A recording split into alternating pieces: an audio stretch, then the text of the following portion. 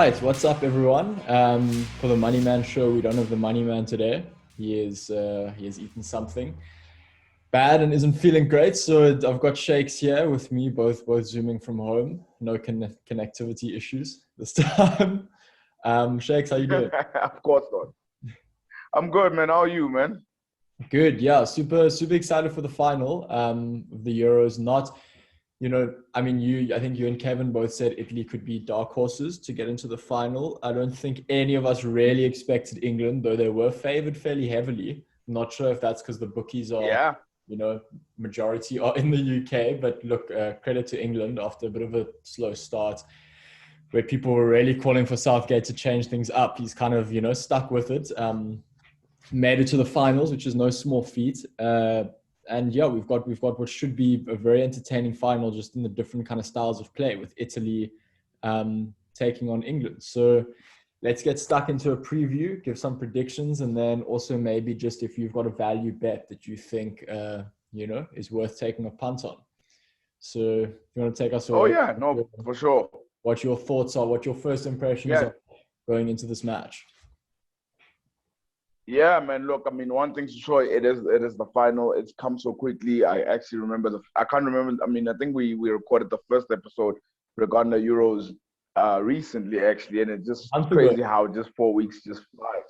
Yeah, 12. Yeah, a month ago, like time just flies, right, for every kind of result. I think they've gone through every single type of game. You look at the Spanish game where they were almost as if like Godzilla versus what's that movie? Godzilla versus those two guys and King Kong or something. So they were both going at one another. They were both fairly equal because Belgium had their own chances, and then they had a game where you look at them against Austria, a team that just sat back completely, and they were still able to break them down. It's almost as if they've gone through every single journey in the Euros. And then when you look at England on that, no, just on that Austrian what's game. that, Oliver? I just wanted to interject there on that Austrian game. You talk about Italy, being in every scenario. We've also seen them, in that Austria game, they really took it up a notch. They took it to 90 minutes, physical battle against a team that just sat back, and then after that 90 minutes, like, Italy just grew in stature, So we've seen that they can play past those 90 minutes too. Without a doubt. And that's the thing for me, is that they've been able to go through every single sort of game. They've played through every single sort of game. You look at England on the other hand, you sort of ask yourself, if you look at throughout the whole competition, like Kevin would obviously say, in terms of who have they played. And yeah, who have they beaten? Yeah, who have they beaten? And you sort of, and the thing is, I think you think Denmark was probably their hardest test. Yeah. But I think when you go up against Italy, it gets a lot harder. But England have done their job. They've done what they've needed to do. And I think they'll be very, very competitive in the final. Yeah, look, I mean, for me, England look like... It's an interesting contrast, because for me, Italy never look concerned, They look like they got a grip on everything when they play. England, perhaps not as much, but for me, England have looked so lethal with the ball. And the fact that they didn't score in those last 20 minutes against Denmark, I was watching this game like, how is this actually going to go to extra time? Like, how have they not like cracked? Because Denmark were nowhere in those last 20 minutes. It was all England, all attack. The fact that they somehow didn't get a penalty and that also just didn't get a goal from open play is, fascinates me. But I just think they've got such attacking strength. Harry Kane dropping back in the middle there is working. I saw you put a tweet out that not enough credit is given to Marino for just, coaching Kane into being that 9 and 10 role. Got such pace up the sides there. Interestingly, though, when we're talking about open play goals, Italy and England have both conceded only one goal in this tournament, and neither have been from open play. One from a free kick and one from a penalty. Wow. So really? Yeah. So you've got. Well, look. No, go. Go, Oliver. No, you've got two sides, with fantastic scoring capabilities coming against two sides whose defensive records are phenomenal, and people don't often focus on defense, but in any sport, results are built off the back of you not conceding. If you don't concede, you can't lose, So whether that means going into like 120 minutes at 0-0 if you don't concede, you can't lose. And both the sides, for all their attacking prowess, have been very good at not conceding. So it'll be interesting for me to see what the goal count is like in this game. Yeah, I think you hit the nail on the spot there, man, because of the fact that both defenses have been really good, have been really solid at this competition. And I think, what did they say? They said strikers wins you games, but defense wins you championships. Yeah. And that is something that any team sort of has to get right in terms of not being able to concede goals. And credit to England. I must say, with England, they were much better than Denmark. I mean, I did expect them to be that much better than Denmark. But I think what I found that was interesting was their bench is very strong, guys. Like it's really strong. They allow 5 subs in a game, and you could just see the differences in play when England were doing the 5 subs eventually into the extra time. Denmark just couldn't cope. They couldn't hang on. They couldn't.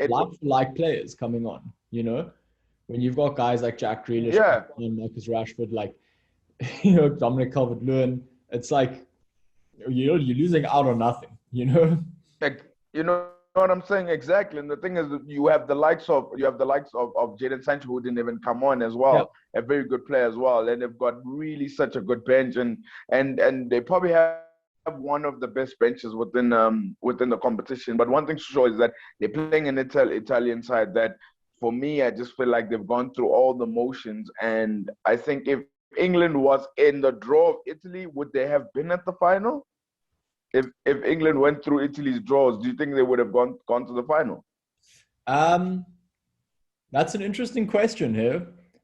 I don't know. I mean, Italy have come up against a lot more trying opponents than England has. And what England have been given the sort of privilege of doing, and hopefully it's not their undoing in the final, is they've been able to just build up from not starting very well to finally finding cohesion and peaking at the right time, if they do peak.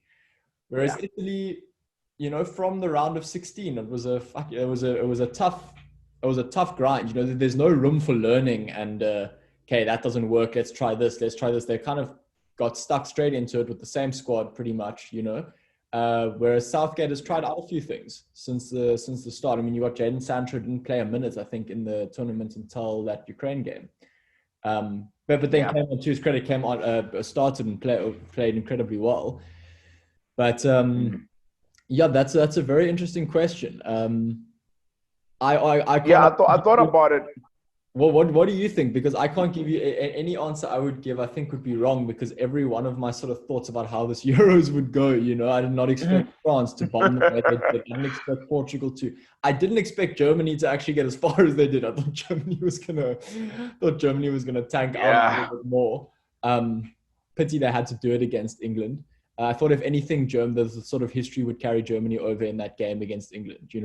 But definitely the better side. What do you? I mean, when you look at England in terms of who they've come up against, their hardest competition has been Germany. But after that, you sort of think they should have gotten past Ukraine. And when you watch Ukraine, I think Sweden were much better than them. But Sweden did get the red card, and they did progress to the next round. And then England found Denmark. And of all those teams, you sort of ask yourself, that's the hardest opponent I think England have faced. Is okay, Germany have better quality, yes. But Denmark was probably the hardest team they've had to face. Now, you look at Italy, on the other hand, they had to play against Austria, that sat back completely. They broke them down. Then they went up against the Belgian side that people were saying could win the competition, that are rated as number 1 in the world. Yeah, and Belgium's rated number 1 in the world as well. And then on top of that, you saw Spain. I mean, Italy went through against Spain, and you think, wowzers, that's quite a run for an Italian side. You sort of think of what if England been able to bypass the Lukaku's and the Kevin De Bruyne's, would have then been able to bypass a Spanish side that just can't let go of the ball, especially when they get the tiki-taka right. So then credit to them. Look, credit England. You guys topped your group. You guys went through the draws that you went through, and I think you've been able to sort of get to the final. And I think they will show Italy quite a game. It will be a very interesting game. I'm really looking forward to it. Do you think so? Do you think that Italy, in a game that I've got a good feeling this game is going to go past 90 minutes? I think this is going to be an extra time game, but we'll get to that in the bets. Do you think that Italy's defense has the legs against the front line of England that's so quick, and that their bench, you lose nothing in pace and nothing in strike force when that whole bench comes on. You know, you've got Sterling and Saka starting. Do you think that that's sort of, I saw a stat that the combined age is 70, you know, of Italy's defense. Yeah. You know, do they have the legs to match that pace up front, especially with Harry Kane potentially dropping back and knocking those balls through, you know, for a game that could stretch over 90 minutes? Do you think their midfield can compensate? Because my feeling is that Italy's midfield is going to be where they're going to try and put pressure on Declan Rice, you know, pressure on what's his name, on Calvin Phillips. Calvin Phillips. Yeah. And that's where Italy's sort of high press is going to come in, and they're going to try trouble England. But I think they could be found lacking a bit on the outside and at the back. What are your thoughts? I think it's a very good point that you mentioned. I mean, look, if before the Spanish game, I probably would have said to you, I don't know if they're going to be able to compete. But the fact that they stuck it in against Spain, they held on against Spain. Even in the extra time, they did hold on and they did defend pretty well, trying to deny Spain, because Spain had majority of the ball. It kind of showed that they do have it somewhere in the tank to sort of at least live for the result. One thing is that I think you're making a good point is that based on the two games that I saw, I think it would be in Italy's interest not to go to extra time because of the bench of England. I look at that bench and I just think I don't think that's the bench you want to go up against in extra time and play extra minutes. But I will say though that Italy they're harder than Denmark, and if they take the lead against England, then it's a different game. So England also can't afford Italy to score first, because I think Italy will defend much better than what Denmark would. Yeah, for sure. Italy just have that grit about them as well. You know, for me, that was particularly prevalent in that Austrian game. Is they just, you know, they keep at it, regardless of whether they're scoring, breaking through. They're there the whole time, and yeah, and they're going to provide a much tougher opposition than England has faced in this knockout stages. But nevertheless, my prediction is a 2-1 to England in extra time. I think we're going to go into extra time with 1-1. And I think England are just going to have more of a scoring capacity in extra time. So I've put down a little bet, 100 Rand at 11-1 on England to win in extra time. And then I've put a little bet on a halftime draw, because 7 of the last 14 matches, so from the round of 16 to the semi-finals, have seen a halftime draw. You know, and okay. All at halftime, very, very likely. We've seen a lot of 0-0s so far in this tournament. And the odds there are actually at their lowest. So first half draw is at 1.86, but for England or Italy to win the first half is around like 2.4 or 3, I think. So it's the most likely according to the bookies. So I'm going to put a little bit there combined in some multi-bet with some of my rugby bets. But those are my thoughts for the game. What's your prediction? That's wow, that's a surprise, man. I have to say, I'm even looking at the odds there on Betway. They actually have England to win the game. They're favorites to win the game if you go match result. They're more favorites than what Italy would be, and I'm just like, whoa. Let's not forget home ground advantage for the first time in a year. You know, that we're seeing home ground advantage become a thing again. It's actually a good point that you mentioned, because I think also then in the Denmark game you saw that happening, where Denmark were also going up against not only the players on the pitch, but also the fans in the stand as well. And for me, I think if I had to place a bet, I think Italy wins this one. And I think Italy wins this one by 1 goal. I think Italy wins this one by 1 goal. And I think it's going to be 1-0 Italy in 90 minutes. And the goal scorer for that goal is going to be the one that I would love to place a bet on, Lorenzo Insigne.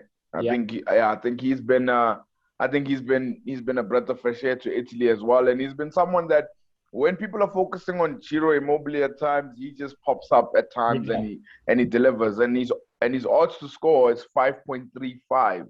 So those are some really good odds to bet on. So my prediction, Italy to win 1-0, and my bet is anytime goal scorer Insigne to score for Italy. Okay, well, it's good. Yeah, good to have different schools of thought. Make for great debates on Monday when we chat.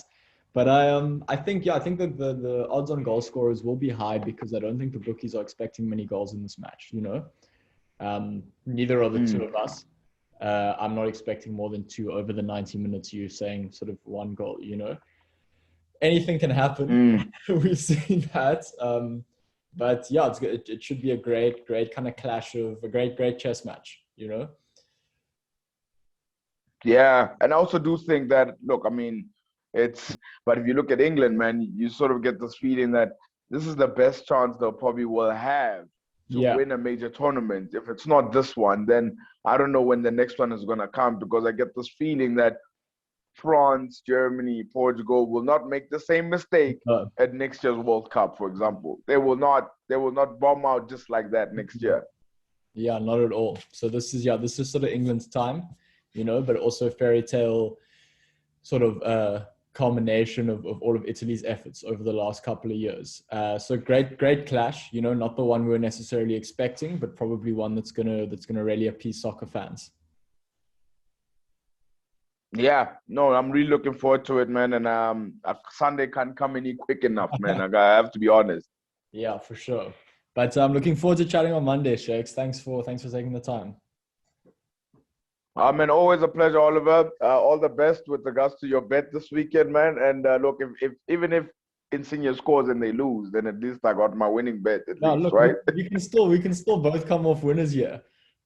Insigne to That's the thing. in the 88th minute, and then Kane to knock one in the 120th, and we can sort it. Exactly. Now, man, I appreciate it, man. All the best. See you on Monday, man. For sure. Cheers.